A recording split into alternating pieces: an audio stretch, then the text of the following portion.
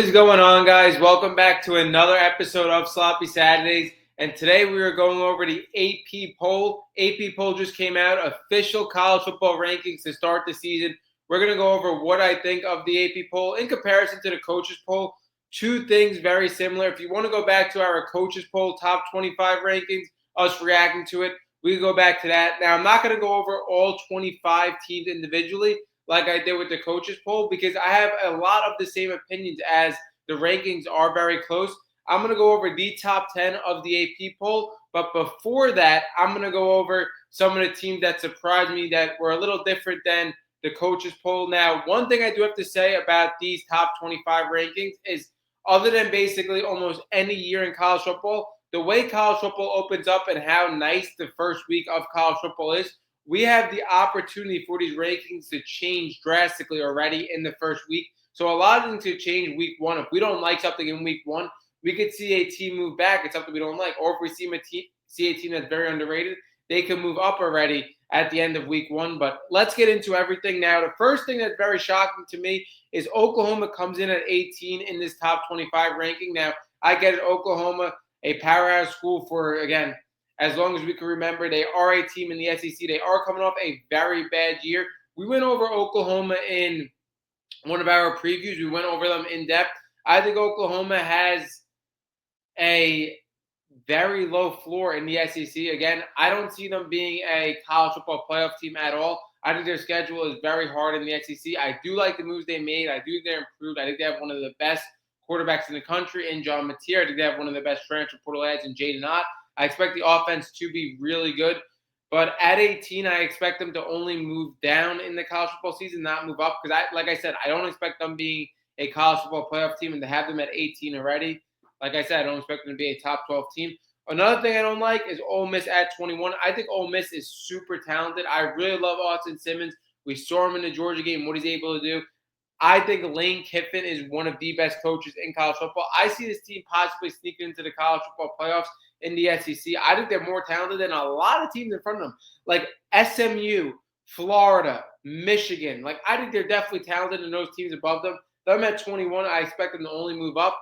Another thing that I really like in this top 25 ranking is Tennessee. Tennessee at 24, I don't want you to buy into the hype of Tennessee. I think them losing Nico Imanyalava the way they did and them not even knowing who their quarterback is right now. Again, I think it's going to be Joey Aguilar. They ran the offense through Dylan Sampson last year. They don't have him anymore. I think their defense should be really good. But in the SEC, I don't know if that offense is going to be able to keep up and get in rhythm the first 4 or 5 weeks of the college football season. And the last thing I really like is Kansas State at 17. We talked about Kansas State time and time again in the Big 12 being one of those high upside teams. I think they're going to have one of the best backfields in college football, one of the most explosive backfields in college football. A lot of people love, again, Avery Johnson. I absolutely love him. I think he's a physical freak in college football. What he's able to do in the run game as well as the pass game, I expect him to be more consistent this year. I expect Kansas State to definitely be one of those sleeper teams. That's pretty much it. Now we get into the top 10 and what I think of the top 10 in college football. At number 10, we have Miami. I get why Miami's here. Miami in the ACC, again, they're definitely not good as Clemson as the top team. But at the number 2 team in the ACC, they definitely stand amongst the teams behind them. For sure, they're one of those teams that has a very high floor in college football, being in the ACC. And a team that I think is a little underrated. Miami with Carson Beck. I think Carson Beck is super underrated. I think that could be the best transfer portal ad of the year, possibly. Again, a lot of people love John Mateer. Carson Beck, we had super high expectations last year. We wanted him to be the best quarterback in college football. We wanted him to be the number 1 pick in the draft. It just flat out didn't pan that way, but I think he's super underrated now. When we look at his statistics last year, they weren't bad at all. His touchdown to interception ratio was very good.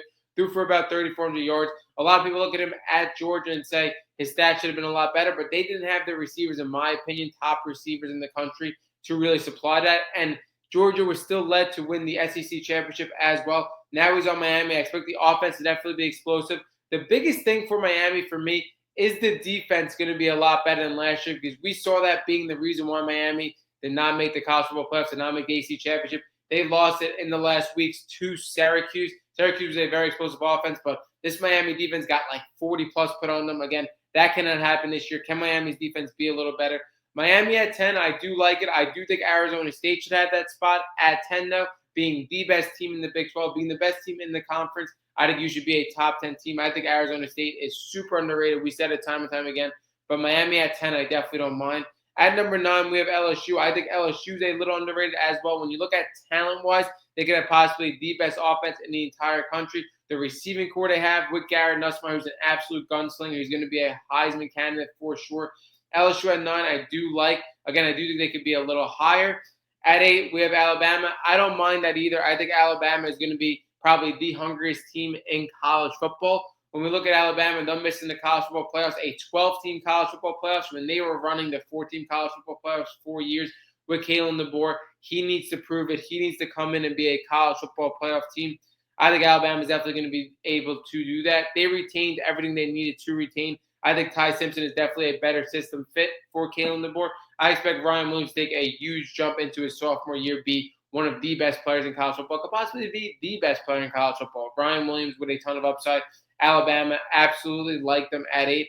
At number 7, this is where I possibly would have switched LSU and Oregon, but we have Oregon at number 7. I understand why Oregon's at number 7. Again, you're looking at a team last year that was the best team in college football for a majority of the season. But not only that, them in the Big Ten, the only game they're not going to be favored in my opinion, is the game against Penn State. Other than that, they should be favored in every game. They have a super high floor, so that's why they come in at number 7. Again, I do think LSU is more talented than them, but they definitely have the higher floor with their schedule in comparison than LSU. So I get it. When you look at Dante Moore, is he going to be the 5-star we all thought he could be? I think he took the right path after the dumpster fire that was his freshman season at UCLA. He sat behind a quarterback that has more experience than anybody in college football, Dillon Gabriel, and now he goes to a program that should definitely use his skill set a lot better.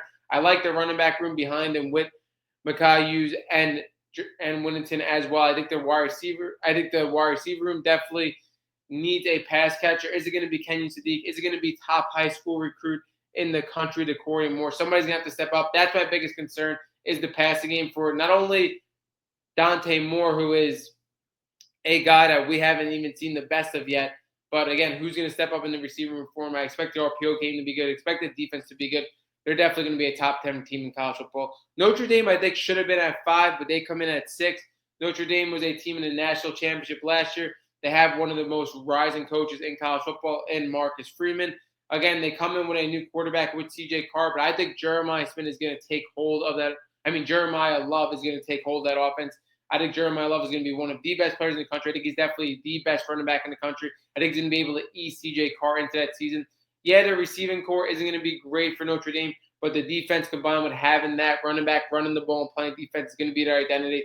I think they have a little more than Georgia coming in at number 5. Georgia's going to have one of the best defenses in the country, but where is the offense going to come for Georgia? They definitely have players with upside on this offense, a little more than last year. We look at Zachariah Branch, one of the most explosive players in special teams. Can he be a true number 1 receiver in the SEC is the question. Can Kirby Smart unlock him? Not only that, Nate Frazier really came on last year, another guy with a ton of potential. Can he be a top running back in the SEC? These are all question marks. I think the Georgia defense is going to be one of the best, if not the best defense in the country. But how is the offense going to be? Gunnar Stockton, again, a guy that's the middle of the pack quarterback in the SEC. I don't think he's one of the best quarterbacks in college football at all. So the offense has question mark. The defense does it for me. I think Notre Dame has a little more on offense, where I would put them at number 5, especially them being in the national championship last year as well. But again, you're splitting hairs here. At number 4, Clemson. I really love Clemson at number 4. Clemson is one of the most experienced teams in college football. What they have on defense is absolutely phenomenal, with Peter Woods being possibly the best defensive player in college football. And their offense is going to be absolutely insane. Their receiving core with Wesco, with Williams, is going to be one of the best receiving cores in the country. Cade Klubnik, arguably the best quarterback in the country. Like, this is a team that has a ton of experience. They just have to prove it now. When we look at Clemson last year being one of the first teams out of the college football playoffs and being a team that had 3 losses in the regular season, they have their core. They use the transfer portal a little bit.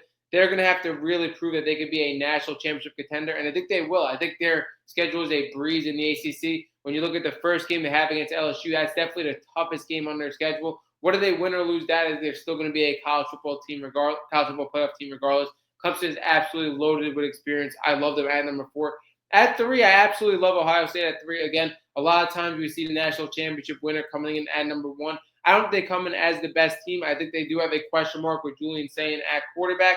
When we look at Ohio State, they're definitely going to be a college football national championship contender without a doubt. They have arguably the two best players in the country in Jeremiah Smith and Caleb Downs. I think Caleb Downs honestly could be the best player in the country. But again, they have people coming back, like we said, Jeremiah Smith, Caleb Downs. They have Carnell Tate coming back, Iga Bunsen. Like, they do have a ton of talent. But again, is Julian Sang going to be able to get them back in the college football national championship?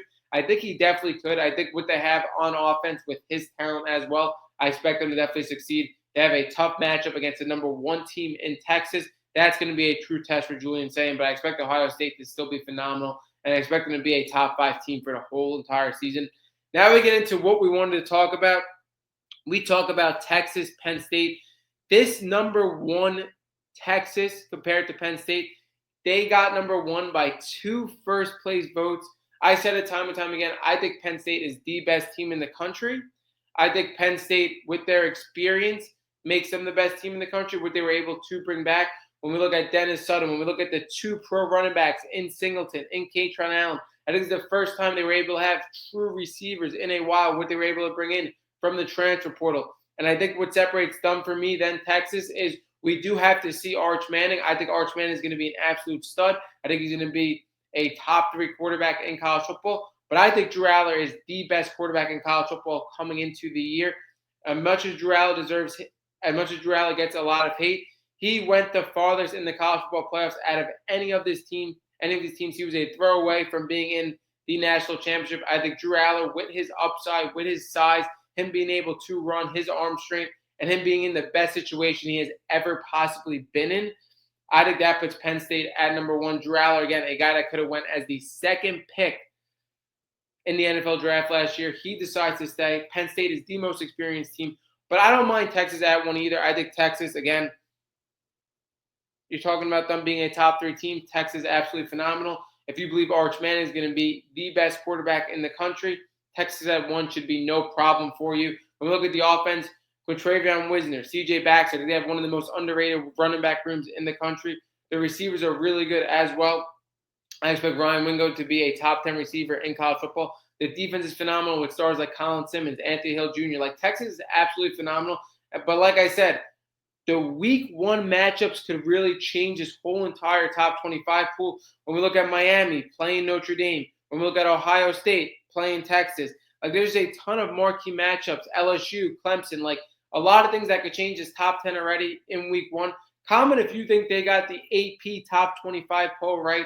Again, I think they did a phenomenal job. I think the top 3 teams are where they should be. Again, I would have the order a little different. I think the top 10 teams are about where they should be as well. Would have the order a little different. There's some teams in the top 25 I am a little against.